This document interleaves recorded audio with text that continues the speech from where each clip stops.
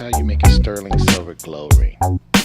Okay, you want to warm the ingot up with a gassy flame with more gas and less oxygen. So you put some soot on the ingot and warm up the metal so it's not cold. Okay, you want to turn up your oxygen a little bit, get your flame a little hotter. This time what you want to do is put a little boric powder at the bottom of your crucible so that the metal will not stick and flow easier when you go to pour your ingot. Then what you want to do is add your 97.5% silver with 2.5% copper to make your sterling silver.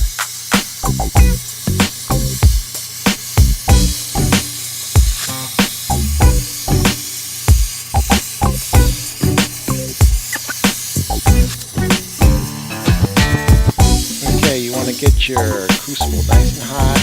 Add a little bit more oxygen so your flame is really nice and hot, but not too hot that it's spitting, so you don't want the flame to be making that spitting sound, but just a nice solid hit sound, so you have a really good hot flame as you add your silver and your copper to make your sterling silver alloy.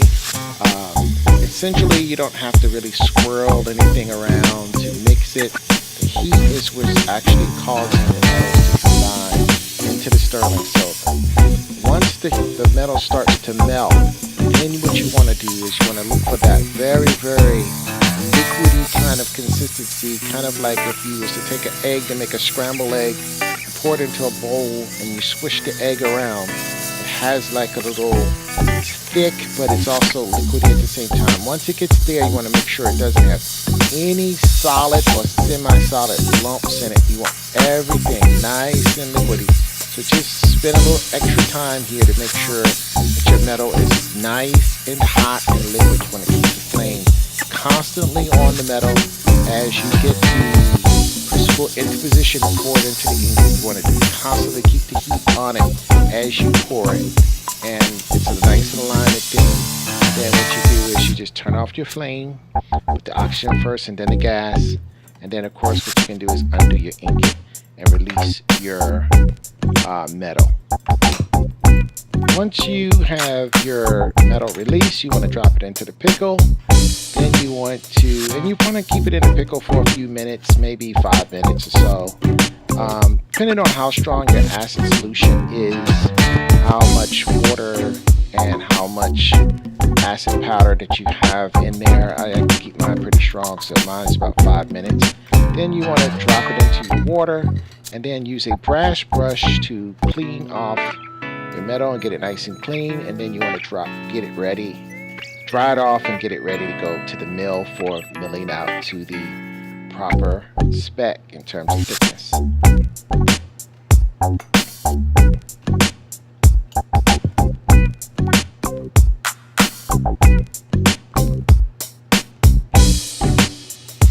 Okay, here we have the metal getting ready to go over to the rolling mill, where we're going to do many processes of milling it down. And I generally go about 2 or so millimeters at a time in terms of mashing it, rolling it through the rolling mill, taking it down a millimeter or so. Then annealing the metal with a nice medium annealing type flame. Then back to the rolling mill, mill it down until it's the right dimensions, the right size, the right thickness that I want it. You just go back and forward as many times as necessary until the metal is the right thickness and size that you anticipate for the project. And once we get the metal to the dimensions we want, we're going to cut it down and then we're going to glue on the type that we're going to use to make the font that's going to appear in the top of the ring. And we're just simply going to go into your favorite graphic program and print out a design of font or whatever we want to say. In this case, this ring is going to say 3D artist. And we're going to just cut this down. We're going to apply some glue to the back of this. And we're going to glue this with Elmer's type glue onto the metal.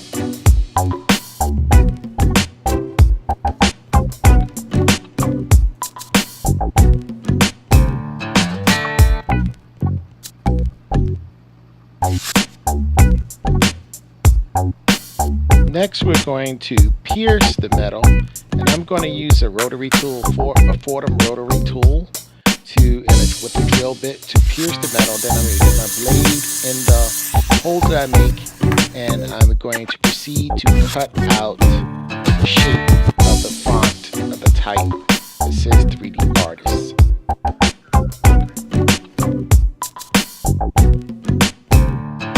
We're going to use the rectangular piece, and we're going to bend it around a piece of pipe to make the shank of the ring.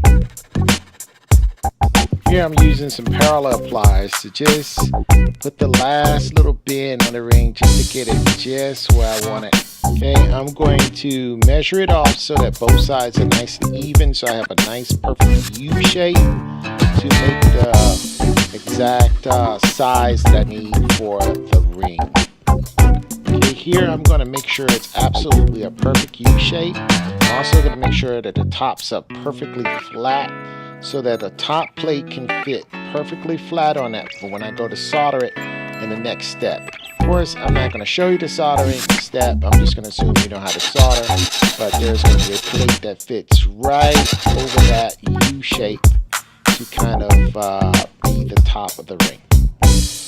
I'm going to do a separate video on soldering because soldering has a lot of complexities to it and subtleties, and I really would like to just focus on soldering.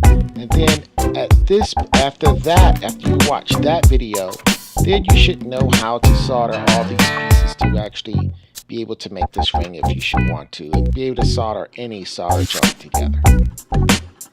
Okay, I'm going to find the center of the shank, scribe some lines, draw some lines, and then scribe some lines, and then I'm going to pierce it, saw it, and cut a nice taper where the shank of the ring is tapered and it gets wider as it gets out to the main plate that's going to have the raised release type that says 3D Artist. And once I have the shank pierced out like I want, I use a file to make it nice and flat so that I can lay it on a piece of metal so I can make the side facets for the ring. Then after I file it nice and flat, I'm going to solder that plate onto the shank. And once that plate is soldered onto the shank, I'm going to pierce out the shape, cut it nice and close, and then I'm going to file it down, and then I will have one side of my ring. I've gotten the size of the person that we're making a ring for. It's a size 8. What we're going to do is going to establish a center point, and we're going to cut the circle for the ring where the finger is going to go through. We're going to punch a hole so that we can take the Dremel and drill a hole for our saw, so we can use that hole to pierce out the entire shape, the basic shape. A little bit smaller than size 8 because we're going to file and sand that to get it to a perfect size later.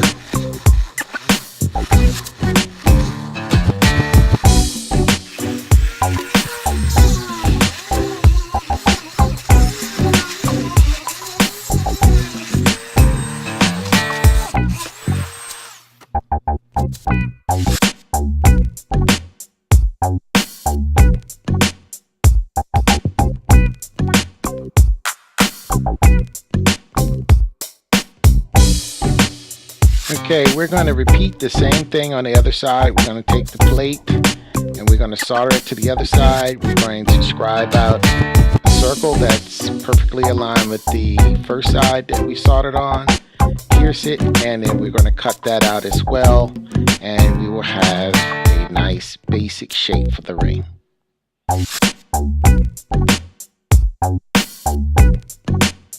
Okay, we're going to file, sand, and refine the type that's going to be the embossed type that's going to go on the top plate of the ring. And we're going to use various grits paper and various needle nose files to achieve that.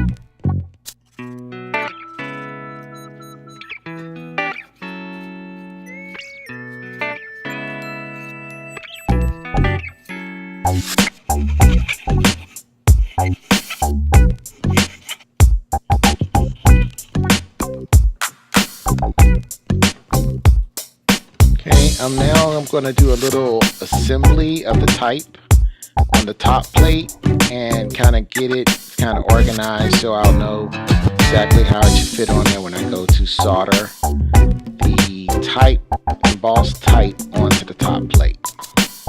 And I'm going to assemble and solder and basically repeat that same procedure for the O on one side of the ring and the L on the other.